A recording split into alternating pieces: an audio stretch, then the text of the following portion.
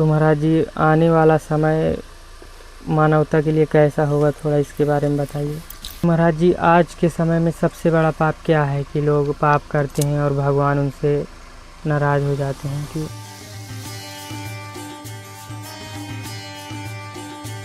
साधु संतों के दर्शन के लिए आज मैं इन जंगलों से गुजर रहा था तो मुझे तुलसीदास जी की कुछ पंक्तियां याद आ गईं। चित्रकूट सब दिन बसत, प्रभु सिय लखन समेत, जहि पर विपत परत है, सोई आवत यह देश। नमस्कार दोस्तों, एक बार फिर से मैं आशीष कुमार बहुत बहुत स्वागत एवं अभिनंदन करता हूं आपके और अपने परिवार रहस्यमय दुनिया में। दोस्तों, यदि आप इस वीडियो पर पहली बार आए हैं तो हमारे चैनल को सब्सक्राइब करके इस रहस्यमय दुनिया परिवार का हिस्सा जरूर बनिएगा। आज मैं खड़ा हूँ चित्रकूट के उस हिस्से में जिसे लोग चुड़ैलिया पर्वत के नाम से जानते हैं। माता सती अनसुईया के पास स्थित यह जंगल इतना घना है कि यहाँ सूरज की किरणें भी जमीन तलाशती हैं। चारों ओर पसरा यह सन्नाटा और ये ऊंचे पहाड़ जैसे कोई गहरा रहस्य समेटे हुए हों। जेठ की ये जलती हुई गर्मी और शरीर को थका देने वाली तपिश। लेकिन जैसे ही मैंने मंदाकिनी की शीतल धारा को पार किया, मन शांत हो गया। देखिए इन बेजुबानों को जो इस भीषण गर्मी में नदी के पानी में डुबकी लगाकर प्रकृति का आनंद ले रहे हैं। ऐसा लगता है मानो इस जंगल में हर जीव अपनी मस्ती में मगन है। कांटों भरे रास्तों और पत्थरों को पार करते हुए मैं साधु की कुटिया तक पहुंच जाता हूं।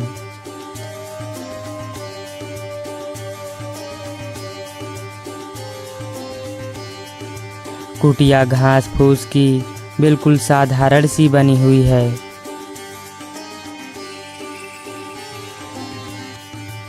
कुटिया के बाहर भगवान भोलेनाथ की शिवलिंग विराजमान है और कुटिया के भीतर का नज़ारा देख आंखें नम हो गईं। जहां हम सुविधाओं के पीछे भागते हैं, वहीं ये साधु निर्जन जंगल में मिट्टी और तिनकों के बीच बैठकर अपने भोलेनाथ को रिझा रहे हैं। हवा में तैरती धूप बत्ती की खुशबू और पूजा की ये सादगी, यही तो असली भारत है। साधु जी के चेहरे का तेज बता रहा है कि ईश्वर को पाने के लिए महलों की नहीं, बस एक सच्चे मन की ज़रूरत है।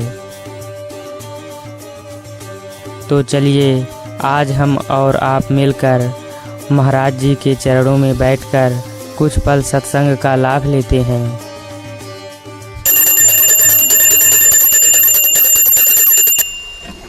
दोस्तों, इसी तरह महाराज जी घंटों तक भगवान के भजन साधना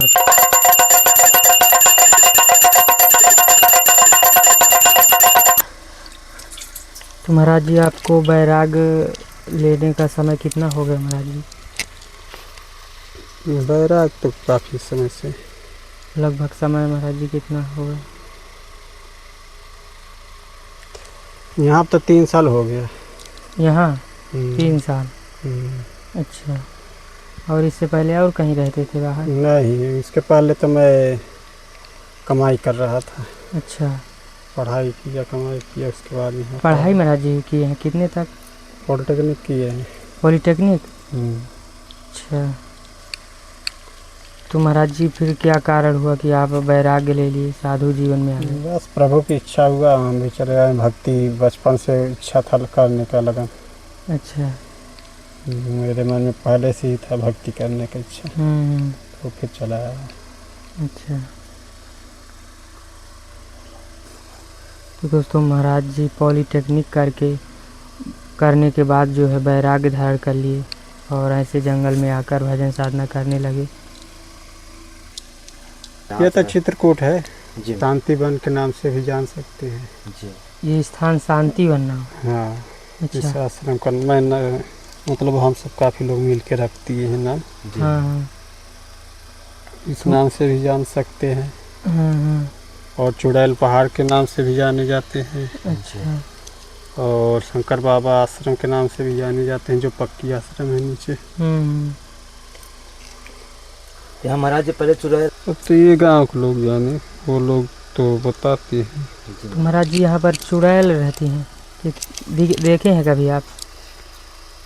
नहीं, वैसा नहीं हम चुड़ैल देखें सही से, हम्म। परंतु गांव के लोग जानते हैं कि यहाँ चुड़ैल रहती होगी।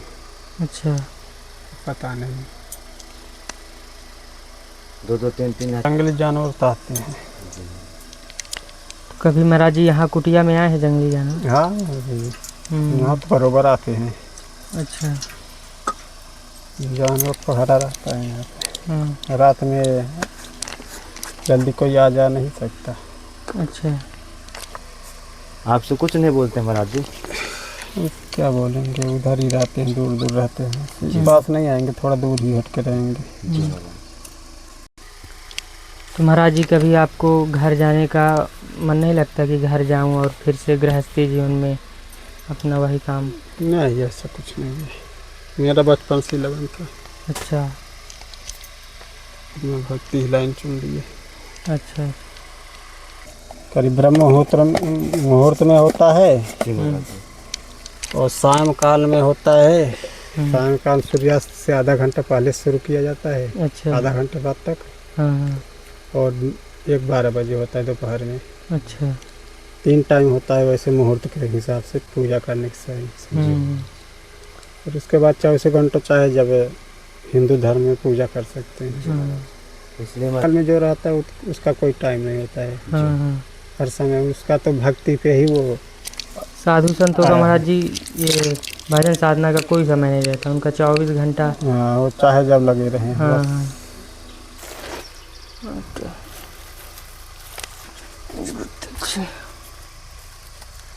तो महाराज जी हमारे भक्तों को कुछ आशीर्वाद दीजिए। कल्याण। ना दिखा दो महाराज जी, आप इतनी भीषण गर्मी पड़ रही है तो आप यहाँ कैसे रह लेते हैं, भजन साधना करते हैं? सब प्रभु कृपा से डाल लेते हैं। अच्छा। तो कभी बाहर जाने का मन नहीं करता यहाँ से, जंगल से? नहीं, बाहर क्या है। तो महाराज जी कुछ लोगों का प्रश्न रहता है कि भगवान को पाने का कोई सरल तरीका नहीं है कोई? सरल क्या होता है, सत्य धर्म कर्तव्य उनकी सबसे सरल यही रास्ता है कि पहली बार ही परीक्षा में पास होते चले जाए। अच्छा। जो परीक्षा में उत्तीर्ण नहीं हो पाते उनके, वो झेल जाते हैं। तो महाराज जी भगवान परीक्षा भी लेते हैं? परीक्षा लेते हैं, जो पहली बार ही हाँ। पास होता चला जाता है वो जल्दी सफल हो जाता है। अच्छा। और बाकी जो वैसा रहता है कि पास होने में बहुत समय लगाता है तो वो जल्दी नहीं पास हो पाता। प्रथम बार ही मतलब सत्य धर्म कर्तव्य का पालन करते हुए, कठोरता का प्रमाण देते हुए चले जाइए। अच्छा। और कहीं मतलब विचलित ना होइए तो जल्दी सफलता मिल जाता है। भक्ति में जो बार बार विचलित हो जाता है, झूठ बोल देता है, पाप कर लेता है, तो वो जल्दी नहीं सफल हो पाता। भय खा जाता है कि ऐसा करूँगा तो हानि हो जाएगा, तो वो जल्दी नहीं सफल हो पाता। तो महाराज जी आज के समय में सबसे बड़ा पाप क्या है कि लोग पाप करते हैं और भगवान उनसे नाराज़ हो जाते हैं? कि सबसे बड़ी तो यही पाप है, पराई स्त्रियों पे दृष्टिपात करना, उनके प्रति संभोग की लालसा। अच्छा। ये सबसे, और गौ हत्या हो गया, ब्राह्मण हत्या हो गया, ये सब बड़ी पाप हैं। अच्छा अच्छा।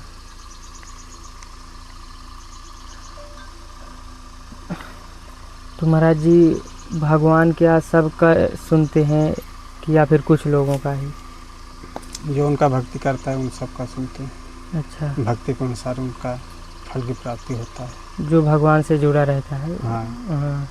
हम उनसे नहीं जुड़ेंगे, उनके पास नहीं, उनके अर्जी नहीं लगाएंगे तो वो सुनेंगे कैसे। हाँ हाँ। पहले उनको शरण लेना पड़ता है तब सुनते हैं। हम्म। तो महाराज जी जब आप साधु बने, कम से कम यहाँ 3 साल ये जंगल में रह रहे 3 साल होते हैं, हाँ, तो आपको सबसे कठिन चीज़ क्या लगी? कोई ऐसा चीज़ लगा कि कठिन क्या है यहाँ पे? पुरुषार्थियों के लिए कोई कठिन नहीं होता है। जो मेहनती है, हाँ जो आलसी होते हैं उनके लिए कठिन होता है। मैं आलस नहीं करता जल्दी। अच्छा। जो आलसी होते हैं ना तो उनके लिए हर एक काम कठिन ही लगता है। हाँ। जब आलस त्याग दोगे तो कोई भी काम हो वो हम्म। सरल ही हो जाता है। अच्छा। हाँ। तो महाराज जी आप दिन भर भजन साधना करते हैं भगवान भोलेनाथ की, हम्म। तो कभी ऐसा साधना के दौरान क्या कभी आपका सामना कोई ऐसी शक्ति या चमत्कार से हुआ?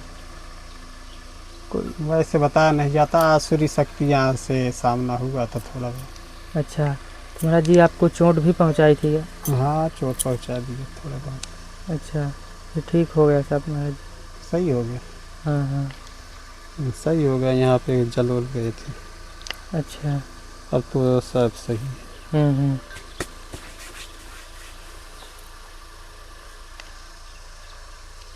तो महाराज जी आने वाला समय मानवता के लिए कैसा होगा, थोड़ा इसके बारे में बताइए। अभी तो सुधार होने वाला है। अच्छा। अभी कलयुग में कल्कि का अवतार का संहार वो होगा, आगमन होगा, हाँ हाँ। तो उसमें पाप का दमन होगा, अच्छा। तो अभी सुधार होगा। हाँ। बाकी कलयुग तो पापों का घर है। अच्छा। कलयुग का अंत एकदम दुस्सह होता है, कठिनाइयों में और पाप में लिप्त हो रहते हैं। तो महाराज जी कल की भगवान जब अवतार लेंगे तो सभी को एक साथ नष्ट करेंगे कि? नहीं। हाँ। जो उनके भक्तों को पीड़ित करेगा, हाँ। जो भक्त भगवान के प्रति जो सनातन के विरुद्ध काम का कदम उठाएगा, जो पाप में अधिक लिप्त रहेगा, किसी भी पराई स्त्री को, किसी के अभी साथ कुछ भी गलत व्यवहार करेगा, वो सब के लिए वो है अच्छा। हानिकारक है। बाकी जो भक्त हैं उनके लिए कभी नहीं। जो सही काम करते हैं उनके लिए कुछ नहीं करेंगे। जो सनातन धर्म का विरुद्ध कदम उठाते हैं उनके लिए वो खतरा है। अच्छा। और वैसा कुछ नहीं है। हाँ। महाराज जी कब तक ये संभव है, कल की अवतार कब? वो तो उनका आगमन होने वाला है। अच्छा। अच्छा। ज़्यादा समय नहीं है, आपके जीवन में देखने को मिल जाएगा। अच्छा, हमारे जीवन में देखने को मिले। हाँ। सुना है। फिर इसके बाद महाराज जी कौन सा युग आएगा? सतयुग। अच्छा। कलयुग के बाद प्रलय, हाँ। प्रलय के बाद फिर सतयुग, सतयुग, त्रेता युग, तो द्वापर युग, कलयुग। अच्छा महाराज, तो ये जो प्रलय होगा ये कल की भगवान ही करेंगे? भोले बाबा। भोले बाबा? हाँ, भगवान जटा भोले। अपना खोलते हैं, उसके बाद महाप्रलय होता है। अच्छा। तो ये पृथ्वी पूरी लबालब पानी से डूब जाता है। 1 वर्ष। 1 वर्ष? 1 वर्ष पूरी पानी से ऐसे डूब जाता है पृथ्वी। अच्छा। उसके बाद फिर सतयुग चालू होता है। महाराज जी पापों का पुण्य इधर ही मिलेगा कि ऊपर मिलता है? जो लोग महाराज स्वर्ग ऊपर है। जी। हाँ। जो पुण्य करता है स्वर्ग में भोगता है, जो पाप करता है पाताल में भोगता है। वहाँ पर नरक द्वार है। जी महाराज। उसमें तपाए जाते हैं पापियों को। फिर उसके बाद जो पाप तब वो नरक में भोगते हैं तो उसके बाद प्रिया योनि प्राप्त हैं। ये जो पशु पक्षी कीट मकोड़े हैं इनमें जन्म होता है। अच्छा। ये सब भोगने के बाद फिर कर्म योनि मानव जीवन प्राप्त करते हैं। हाँ। तो महाराज जी क्या हम भजन साधना से हम वह पा सकते हैं जो किस्मत में नहीं है? हाँ, पा सकते। एक तो भक्ति ही तो है जो कि हर कार्य को संभव बनाता है। अच्छा। कोई भी दुनिया की चीज़ है हाँ। जो असंभव हो हाँ। वो भक्ति में संभव होता है। अच्छा। कोई भी चीज़ है। कुछ भी प्राप्त किया जा सकता है भक्ति के माध्यम से, परंतु भक्ति हमारा अडिग हो। हाँ अडिग मतलब विचलित होने वाला ना हो। हाँ, उसमें कि उस जैसे पथ से ना हटे, उस हाँ, रास्ते से। हाँ, तो उसके बाद वो आर पार में पहुंचता है, हाँ भक्त ईश्वर को प्राप्त कर ही लेता है। अच्छा। तो उसके बाद उसका इच्छा पूर्ति हो जाता है, हाँ हाँ। कोई भी चीज़। हम्म।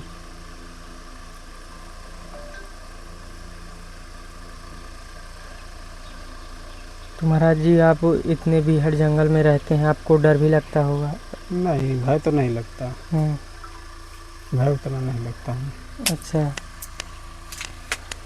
ठीक है महाराज जी। तो महाराज जी कुछ भक्तों को उपदेश देना चाहेंगे जो देश दुनिया में रहते हैं?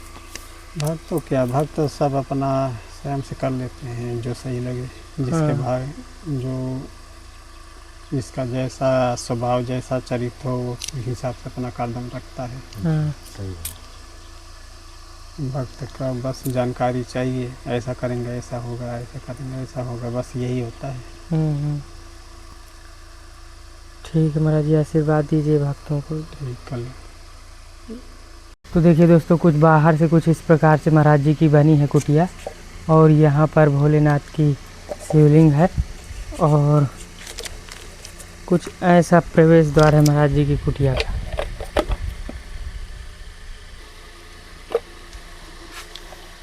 महाराज जी, ये घड़ा जो है ठंडी गर्मी के लिए बहुत अच्छा रहता है। हाँ, हाँ। कोई भक्त दे गया होगा ना महाराज, कि आप लाए हैं कहीं से? मैं नहीं लाया हूँ, वो तो एक फतेहपुर के थे साथ के, तो वही ला दिए थे। अच्छा, महाराज जी के लिए एक छोटा सा एक डिब्बा में मट्ठा लाए थे। इतनी गर्मी पड़ रही है और महाराज जी आज उपवास भी रखे हैं।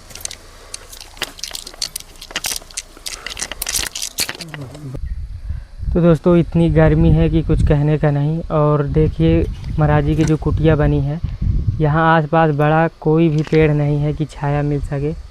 और महाराज जी की कुटिया जो है, जब दोपहर होती है तो ये तपती बहुत होगी, अंदर से बहुत गर्मी होती होगी अंदर में। तो दोस्तों, आज महाराज जी सोमवार है और महाराज जी आज उपवास रखे हैं। हाँ, तो देखिए दोस्तों, तो व्रत में आलू आज उबाल रहे हैं महाराज जी।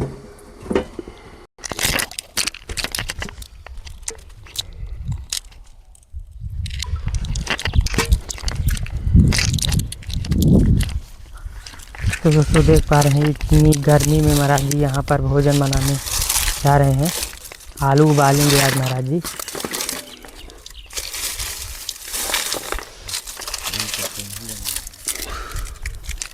महाराज जी, लकड़ियाँ कहाँ से लाते हैं?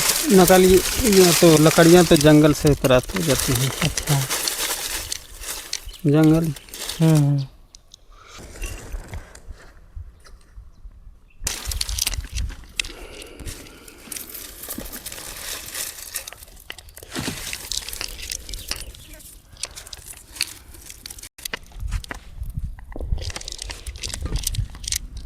तो देखिए दोस्तों, महाराज जी आलू आग में चढ़ा दिए हैं।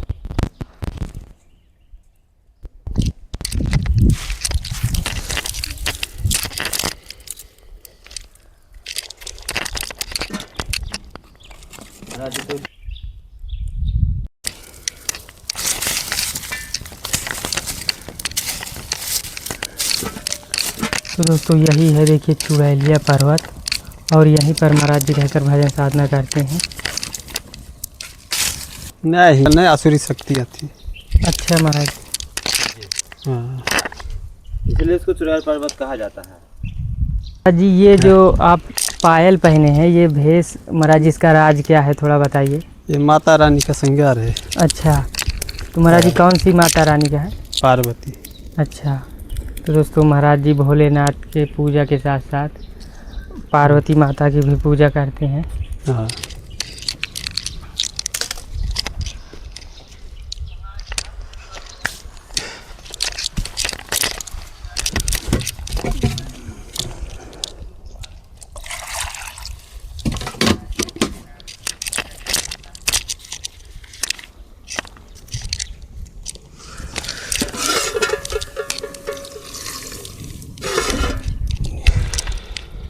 महाराज जी ये पत्थर किस लिए रखे हैं आप?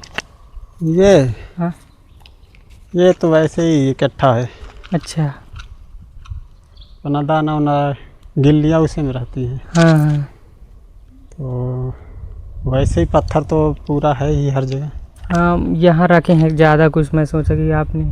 नहीं, वैसे ही रख दिए हैं, क्या करेंगे। अच्छा।